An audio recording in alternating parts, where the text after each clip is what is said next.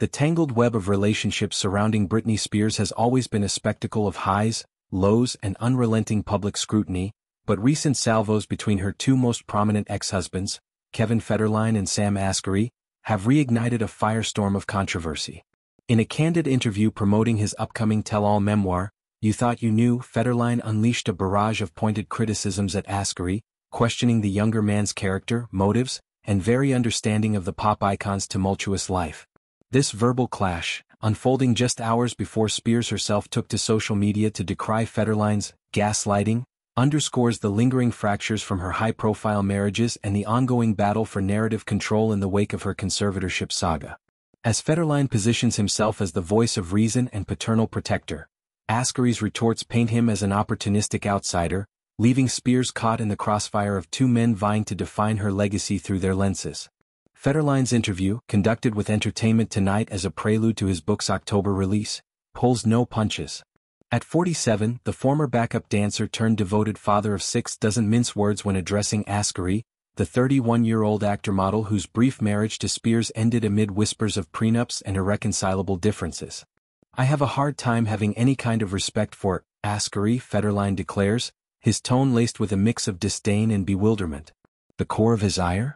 Asghari's entry into Spears' life during one of her most vulnerable periods, the height of her 13-year conservatorship, a legal arrangement that stripped her of autonomy over her finances, body, and decisions. What kind of man gets himself in a situation like the one he got himself into with her? Federline probes, implying a predatory opportunism that exploited Spears' fragility. It's a charge that echoes long-standing fan theories and court testimonies from the #FreeBritney movement, where supporters decried the conservatorship as abusive control masked as care. To Federline, Asghari represents a generational disconnect, a man too young to grasp the roots of Spears' story. When me and Britney were together, he was probably 10 or 12 years old, he quips, drawing a stark timeline that positions his own union with Spears, from 2004 to 2007, as the authentic origin point. Their marriage, forged in the blaze of Spears' superstardom with hits like Baby One More Time, was a whirlwind of passion and chaos, producing two sons, Sean Preston now 20 and Jaden 19. Federline paints it as grounded in real true emotion and a real true relationship, contrasting it with what he sees as Asghari's superficial entanglement. The Iranian-born fitness enthusiast met Spears on the set of her 2018 music video, Slumber Party, their romance blooming into a 2022 wedding that captivated tabloids with its fairy tale veneer. Yet after just 14 months, it crumbled, with Asghari filing for divorce in August 2023, citing irreconcilable differences and later alleging emotional distress in leaked texts. Federline's dismissal stings. I'm not saying that theirs wasn't real, he concedes before pivoting to Asghari's childlessness as a disqualifier. When Asghari labeled him a professional father, a jab at Federline's perceived reliance on Spears' fame for relevance, Federline fires back.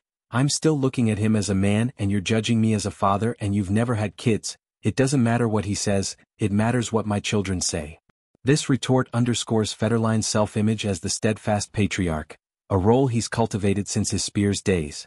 Beyond his sons with Britney, he shares daughter Corey, 23, and son Caleb, 21, with ex-girlfriend Shar Jackson, the actress from You Panic.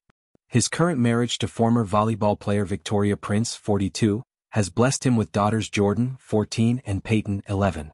Federline insists his brood's full-throated support emboldened the book. My kids are 100% behind me telling my story, which is a big reason why I waited.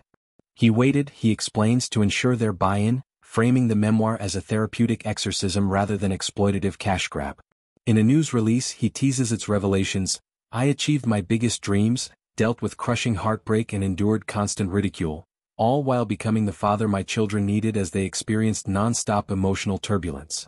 For fans hungry for unfiltered insights into Spears' early fame, the tours, the breakdowns, the media maelstrom, it's billed as the definitive insider account. If you've ever had questions, you'll find answers here. Yet, Federline's narrative doesn't exist in a vacuum. It's inextricably linked to Spears' own voice, which erupted on X, formerly Twitter, that same evening in a torrent of hurt and defiance. The 43-year-old Grammy winner, fresh from her conservatorship's 2021 dismantling and a memoir of her own, The Woman in Me, accused Federline of constant gaslighting, a term that encapsulates the psychological toll of his public salvos. The constant gaslighting from ex-husband is extremely hurtful and exhausting, she wrote, her words a raw plea amid the digital din. Spears delved into the estrangement from her sons, a wound that's festered publicly since 2020. Photos surfaced of Federline shielding them from her amid the conservatorship protests.